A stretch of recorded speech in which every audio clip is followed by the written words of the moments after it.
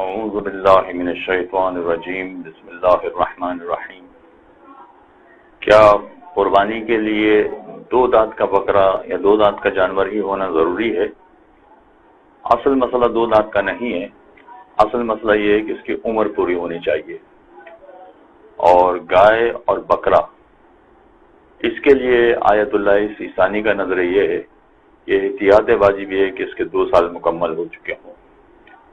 2 سال مکمل ہو چکے ہوں، عین ممکن ہے کہ بکرے میں یا گائے میں جب بکرے کی عمر 1 سال ہو جائے، 1.5 سال ہو جائے تو وہ 2 دانت کا ہو چکا ہو، تو 2 دانت کا ہو چکا ہوگا، مگر اس کے باوجود آیت اللہ سیستانی کی یہاں احتیاط واجب ہے کہ یہ جانور قربانی کے قابل نہیں ہے۔ اور اگر فرض کیجئے کہ 2 سال اس کی عمر پوری ہو جاتی ہے تو عین ممکن ہے کہ 2 دانت کے بجائے 4 دانت کا ہو جائے، تو فرق نہیں پڑتا اس سے کہ 2 دانت ہے یا 4 دانت ہے۔ اصل مسئلہ عمر کا ہے۔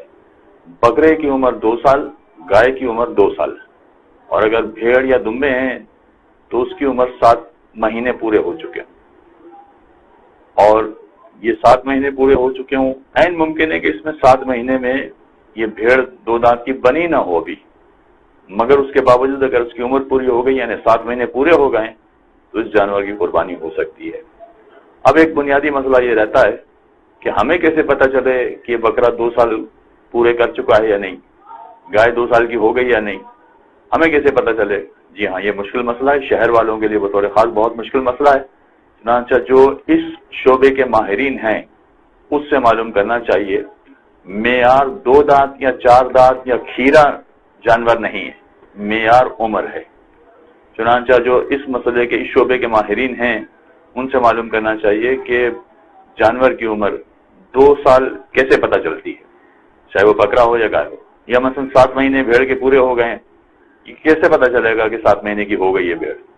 یہ جو اس شعبے کے ماہرین ہیں ان سے پوچھنا چاہیے۔ ہو سکتا ہے کہ شہر والوں کے لیے دشوار ہو، مگر ان کے لیے کوئی دشواری نہیں ہوگی۔